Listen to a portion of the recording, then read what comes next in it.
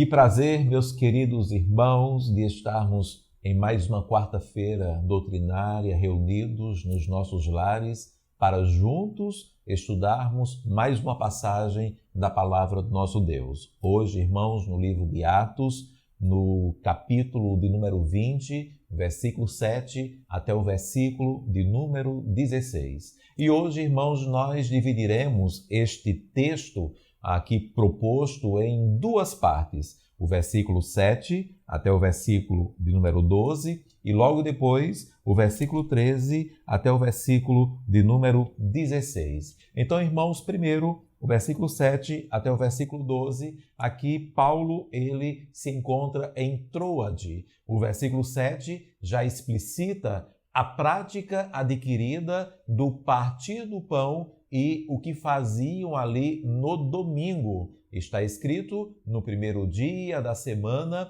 estando nós reunidos com o fim de partir o pão.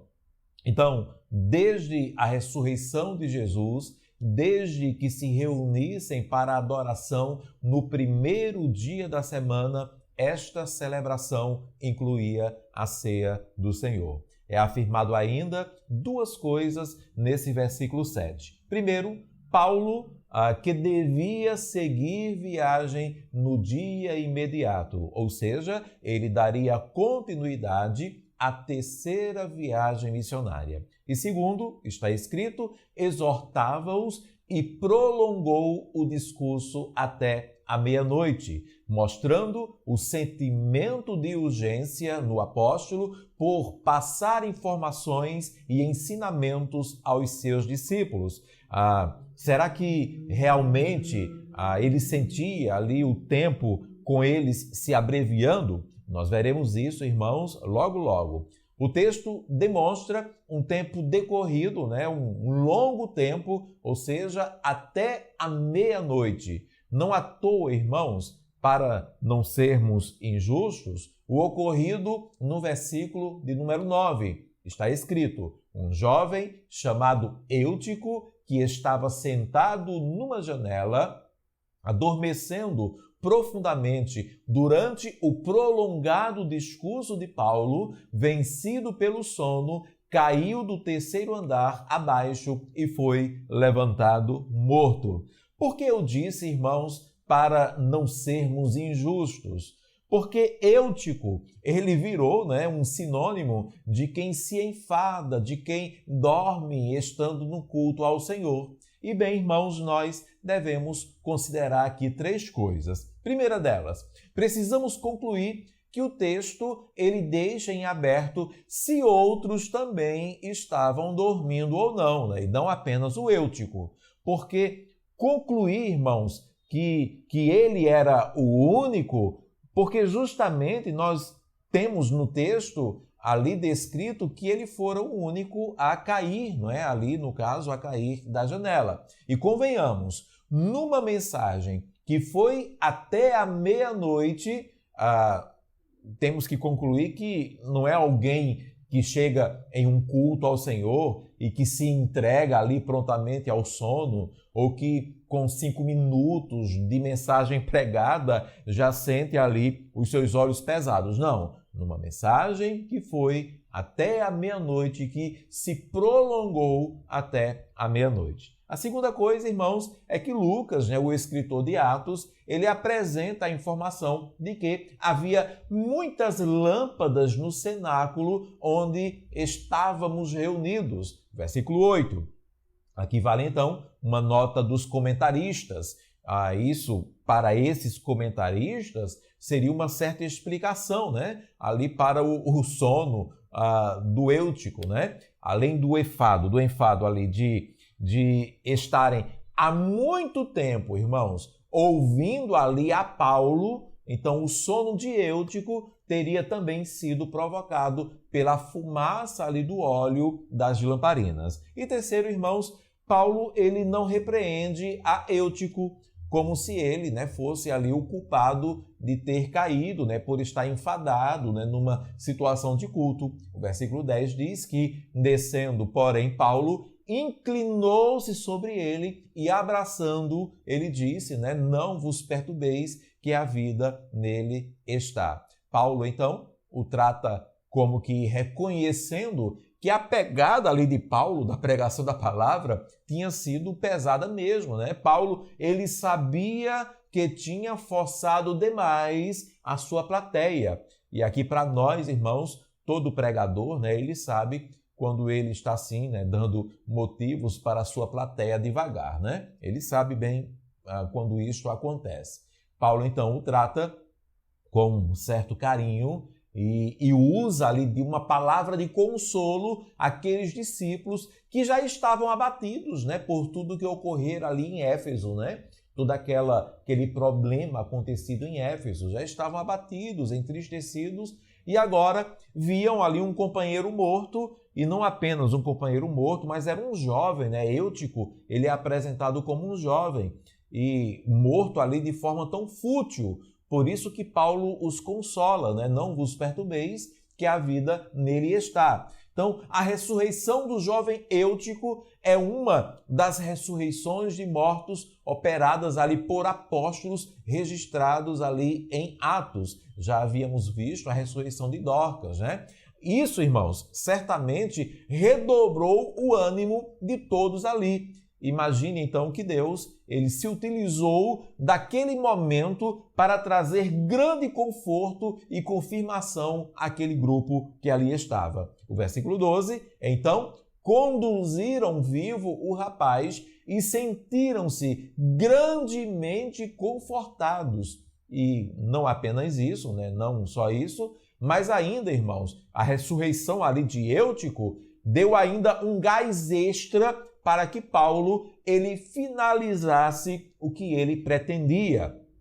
Paulo, de fato, irmãos, ele não queria apenas pregar muito, falar muito, gerar enfado nas pessoas, mas isso demonstrou-se ali, seria algo como que não teria como evitar isso, seria inevitável gerar não gerar o enfado ali naqueles ouvintes, né, pregando por tanto tempo. Paulo, ele não queria apenas pregar muito, é porque ele teria que pregar bastante, porque ele teria pouco tempo. Mas havendo a ressurreição em Eutico, ele também se motivou. Versículo 11, subindo de novo, ele partiu o pão e comeu, e ainda lhes falou largamente até ao romper da alva, e assim partiu.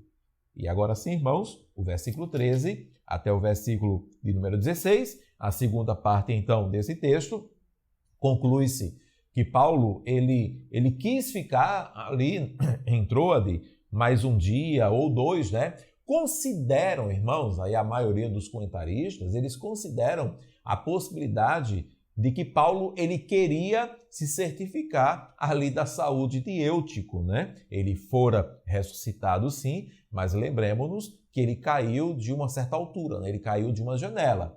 E isso porque, irmãos, no versículo 13, Lucas, ele diz que nós, porém, então Lucas e os demais discípulos, os companheiros de viagem de Paulo, nós, porém, prosseguindo, embarcamos e navegamos para Assos, onde devíamos receber Paulo, porque assim nos fora determinado, devendo ele ir por terra. Então, os companheiros de Paulo viajaram ali de Troade, né, para Assos, de navio, né, de barco, né, atravessando ali o mar, né?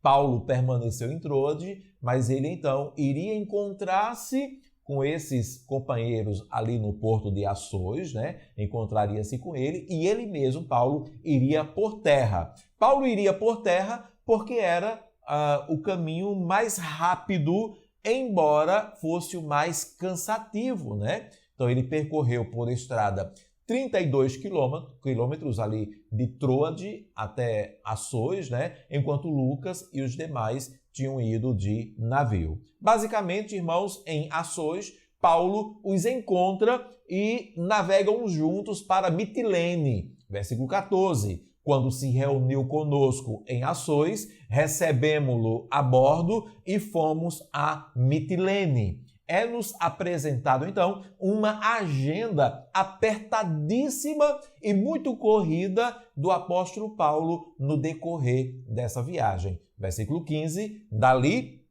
navegando, No dia seguinte, passamos defronte de Quios. No dia imediato, tocamos em Samos e um dia depois chegamos a Mileto. Já entendemos que Paulo estava, sim, atendendo uma grande demanda, mas com uma certa urgência, pelo fato de se aperceber que o seu tempo se abreviava. Mas também, irmãos, porque ele tinha mais um objetivo, o versículo 16, porque Paulo já havia determinado não aportar em Éfeso, ele não passaria mais na cidade de Éfeso, não querendo demorar-se na Ásia, porquanto se apressava com o intuito de passar o dia de Pentecostes em Jerusalém, caso lhe fosse possível.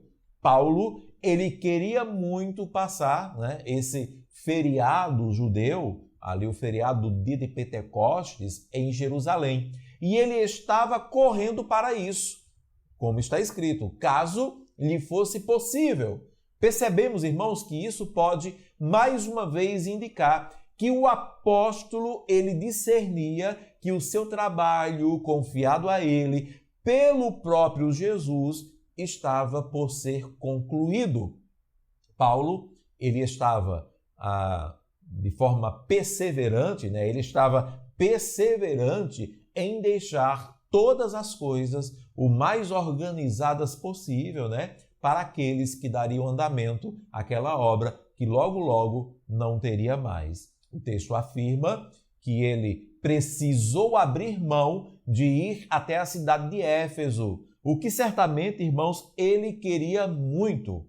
Ele teria o que tratar com aquela igreja ali em Éfeso, com os irmãos que ali estavam. Ele amava muito aquela igreja, ele amava muito aqueles irmãos, ele sabia de todas as dificuldades que estavam diante daqueles irmãos na igreja em Éfeso, mas ele sabia também que não voltaria mais para vê-los. Ele precisou, escolher pelo bem maior. Ele precisou abrir mão de vê-los. Ele não poderia mais estar com eles pelo bem maior. Mas, mesmo assim, nós veremos na próxima quarta-feira, irmãos, que Paulo ele dá um jeito de se despedir daqueles irmãos ali de Éfeso. Inclusive, numa das passagens mais tocantes de Atos dos Apóstolos. As aplicações, irmãos, que nós podemos tirar, então, digamos assim, dessas duas partes deste único bloco, do versículo 7 até o versículo 16 de Atos 20, as aplicações ou lições que podemos aprender aqui. Primeira delas, a liberdade em Cristo implica também em responsabilidades para mim, não é assim? Nós fomos libertos em Cristo Jesus. Amém? Mas isso, irmãos, não nos tornou totalmente levianos e livres de toda e qualquer função no reino. Nós temos responsabilidades, sim. E olha aqui, irmãos, o apóstolo Paulo, verdadeiramente livre em Cristo Jesus, mas com responsabilidades 1000. E não apenas isso, mas ele possuindo também o senso de responsabilidade. Paulo, ele tinha esse senso de responsabilidade. Ele sabia que tinha o que fazer. Ele tinha um trabalho a cumprir e ele se esmerou nisso. Não à toa, irmãos, a sua célebre conclusão do chamado, lá em 2 Timóteo, capítulo 4, versículo 7. Combati o bom combate, completei a carreira, guardei a fé. Nós também temos responsabilidades. Segundo, Deus ajudará a quem se esforçar por cumprir o chamado responsavelmente. Alguém já disse, irmãos, que Deus ajuda a quem cedo madruga, Bem, se a mensagem do ditado diz respeito a quem não se exime de cumprir o seu chamado, então ótimo, dá para a gente acreditar sim nesse ditado. E de fato, irmãos, exercendo o seu chamado cabalmente, se esforçando com esmero, tendo o sentimento de urgência, afinal, missões não espera por ninguém, porque todos os dias pessoas partem, né, sem ouvir falar de Jesus, se em meio a toda a correria e esforço de Paulo, Deus permitiu o que aconteceu ali ao jovem Eutico, né? Ele cair ali de uma janela durante uma pregação de Paulo e morrer, né? Vir a falecer. Então a ressurreição de Eutico foi um alento, foi um conforto para todos que ali estavam, inclusive para o esforçado apóstolo. Deus irá sim, irmãos, recompensar aqueles que se esforçam nas responsabilidades confiadas a eles. E eu não falo apenas de uma recompensa no céu, eu falo de uma recompensa aqui mesmo, irmãos, ainda, digamos assim, nesta dimensão, neste mundo, quando Deus nos presenteia com momentos de gozos e testificação da nossa caminhada, ou na nossa caminhada, ou no nosso chamado. Deus faz isso sim, irmãos. A luta é grande, é intensa no que diz respeito ao chamado do Senhor, mas de vez em quando Deus ele vem e nos traz uma alegria, nos traz um gozo, nos traz uma testificação. A terceira aplicação, irmãos, que eu retiro aqui desse texto é muito mais com um tom de conselho, né, de diretriz. Vamos nos organizar, pois o tempo ele é breve. Sim, irmãos, Paulo sabia que havia muito a ser feito e pouco tempo para cumprir todas as coisas. Então ele organiza a sua agenda, uma agenda cheia e com muitas coisas a serem feitas, necessárias. Ele precisa, inclusive, abrir mão de algumas outras coisas, não ir para a cidade de Éfeso, considerar o talvez não chegar a tempo ali em Jerusalém para o dia de Pentecostes, que era algo que ele queria muito. Então, a renúncia fazia parte da vida do apóstolo, isso para cumprir a agenda apertada e urgente em tão pouco tempo. Então vamos nos organizar, igreja. Nós precisamos nos organizar. Vocês, enquanto igreja, precisam se organizar. Há o que ser feito, há lugares a ir, há pessoas a alcançar. Essas pessoas, elas estão por aí. Basta ir e pregar a palavra de Deus, anunciando as boas novas de salvação. Então, irmãos, aplicações à igreja, lições para nós e ainda um conselho. A liberdade em Cristo implica também em responsabilidades para mim, para nós, para a igreja. Deus ajudará a quem se esforçar por cumprir o chamado responsavelmente. Coisas terríveis acontecerão durante o chamado, irmãos, é verdade, mas Deus nos dará também um frescor. Deus, vez em quando, permitirá, irmãos, que o nosso chamado ele seja ali, de fato, testificado e aprovado ali diante dos homens. E vamos nos organizar, pois o tempo é breve. Missões não espera por ninguém. Diariamente, irmãos, pessoas morrem sem conhecer ao Senhor Jesus. Então, vamos nos organizar, pois o tempo, ele é breve. Oremos ao Senhor, irmãos. Pai, muito obrigado, Deus, pela pregação da Tua palavra, que em Cristo Jesus, esta palavra possa gerar em nós, ó Deus, esse sentimento de urgência que havia ali no apóstolo Paulo, Senhor, de que de fato o tempo ele se abrevia, Senhor, e precisamos, enquanto igreja tua, enquanto servos teus, de fato levar as boas novas de salvação a todos quantos não te conhecem. Ajuda-nos nesta caminhada, Deus. Nós precisamos de ti para fazer a obra que te apraz. Nós oramos assim, no nome de Jesus. Amém e amém. Que Deus nos abençoe, irmãos.